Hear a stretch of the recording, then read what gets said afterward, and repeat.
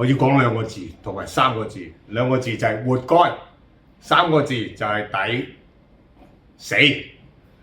點解我要咁激動講呢件事呢？其實呢，我今日都係講黑工嘅問題，不吐不快。最近呢，入境處一個好高調嘅拉人同埋一個聲明，一個行動啦，佢拉咗黑工，拉咗業主，或者係叫做戶主。咁我首先講個刑罰先。如果做黑工咧，係要罰呢個5萬蚊，同埋監禁2年。而僱主係會要係罰50萬，同埋監禁10年。喂，我講咗好多次㗎啦，亦都係喺呢幾年加咗，好奇怪，大家咧聽完之後好似冇聽過咁喎。所以我回應翻活該啦，斯文啲啦，講活該。呢個其實咧係一個僥倖心嚟嘅。香港人咧出咗名喺全世界裏邊咧，我哋叫做即係執輸慘過敗家。其實香港人真係好叻，好有智慧。但係咧有一個咧劣根性咧，就係我都係香港人啊。唔係話特別要講乜嘢，其實呢家咁肉緊講俾大家聽嘅就係話呢個僥倖心一定唔可以有啊，唔會係我嘅，唔到我嘅。咁我哋不停喺呢一段時間啦，超過1年以上啦，接近2年啦，我不停去講有關咧係黑工嘅問題。黑工喺香港咧過去到個情況咧已經係一個亮起警號啊！包括呢家政府都好關注由我哋嘅局長去帶頭啦，保安局局長鄧炳強去帶領去聯合辦去做呢件事。當然啦，過去嘅日子之中咧，人民入境事務處亦都係一個好痛苦嘅工作，亦都係值得去高度讚賞呢個入境處同埋保安局嘅。如果唔係佢哋會更加慘。不過大家可以想像到喺個背景要加咁重刑罰咁多錢，都仲係拉緊嘅，其實係事實上嘅冰山一角。嗱，好似講呢啲嘢去執人口水尾，呢個口水尾咧唔簡單㗎。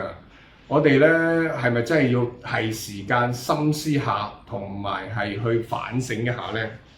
好，講嗱，唔係假意識去嚇你哋嚇，係真事嚟㗎嚇。我哋知道呢家咧，如果用黑工，你身為僱主嘅時間，你身為租戶嘅時間，而且呢個途徑係太易啦，就好容易咧喺網絡度咧就可以揾到一啲途徑，直接咧聘用喺國內過嚟嘅公司，或者係國內公司香港有分公司嚟去接生意。佢哋嘅價錢咧平到係唔合理嘅，咁點解咁唔合理？大家都仲要去做呢件事咧？唯一嘅解釋就係貪便宜咯，貪平咯。通常貪心就係被騙㗎啦。騙案喺呢10年8年咁緊要嘅，你越講又亦都仍然有咁多人中招嘅，咁唔講就唔會係冇㗎嘛。好啦，中招嘅原因咧係頭先講個僥倖心啦，平少少嘅，慳得幾多就慳幾多啦，因為咧銀包冇錢啦。其實你唔係應該諗去裝修啊，係應該諗下應唔應該裝修，或者如果你真係冒呢個風險咧，你將嗰個戰場搬翻咗自己屋企嘅。我哋所講再講一樣嘢啦，可能你叫做輸緊孤寒錢啊。呢個僥倖心令到你自己屋企成為戰場，令到你屋企成為一個好高危嘅地方，會令到你發生好多嘢。嗱，我舉個例啊，如果唔啱香港嘅文化，同埋佢係好高水準嘅功夫嘅師傅，但係嚟到香港咧地方實在太細啊，轉個彎就轉唔到，舉起舊傢俬又做唔到，啲電又唔知點，又要爬上條梯。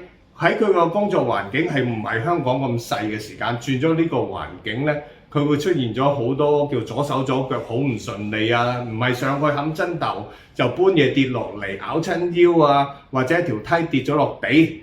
呢啲可能都係好小事，但係最大件事就有時會觸電死亡啦。有時喺條梯跌咗落嚟，都可能會失去嘅性命嘅。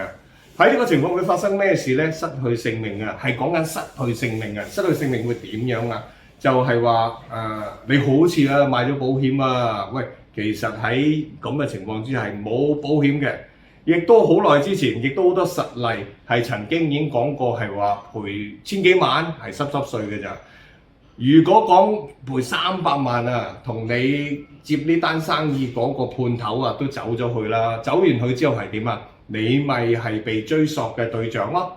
仲有一樣嘢，呢家更加恐怖就係唔需要判頭，你直接喺國內揾人過嚟做，揾啲鄉里過嚟做，或者你唔清唔楚唔知道佢有冇香港身份證，你以為可以用辯解嘅角色嚟去解釋呢件事，其實你唔好以為香港政府嘅紀律部隊咁蠢噶嘛，佢會可以睇到你嘅電話裏邊嘅通話，或者你做賊嘅一定係會俾人發覺㗎。會係發生咩事啊？協助與教唆，又甚至乎你直接係僱主嗰陣時咧，你係無所遁形。我再講啦，50萬同埋10年啊，你係僱主啊！你諗下，我頭先講話輸埋啲孤寒錢係點解要講話輸埋啲孤寒錢啊？今時今日由200-300蚊嘅工資，啱啱聽完話係600至800喎，600-800蚊喎，請一個黑工過嚟開工。喂，我哋香港 local 啊，如果做緊裝修咧，係由1000蚊到2000蚊或者2000幾蚊都有。嗱，如果我就講個平均數1000零蚊咧，喂，其實嗰個差價係咪真係咁大咧？值唔值咧？800同埋1300、1400零。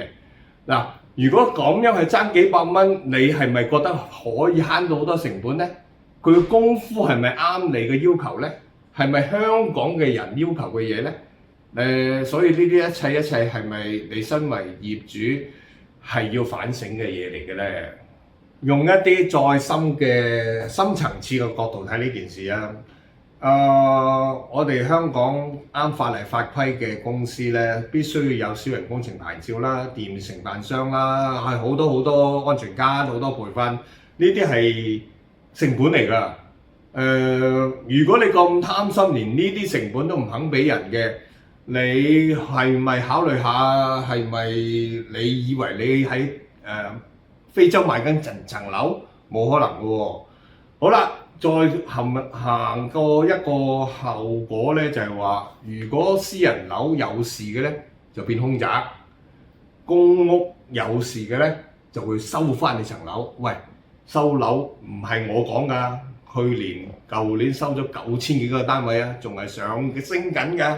你話呢啲犯法嘅，佢有權收你層樓，咁辛苦排咗咁耐，為咗慳到少少錢，不如你慢慢做，慳住做，或者自己做，揾啲 friend 嚟做。但係當然啦，都要合法合規，千祈唔好將自己揾自己間屋企嚟教飛啊！咁最後我忠告大家啦，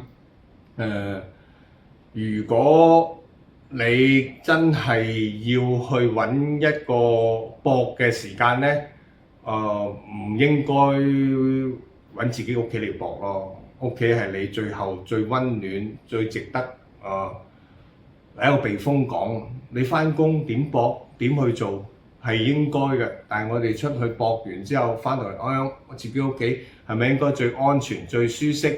而係令到一間屋做得企理，面對佢10年啊，唔係揾一間公司做完之後爛尾啊！你想揾佢就難啦。喂，你唔好同我講你有呢個期望係會有人翻嚟同你做翻間屋啊！呢個係唔好侮辱緊我智慧，你係侮辱緊你哋自己嘅智慧嘅啫。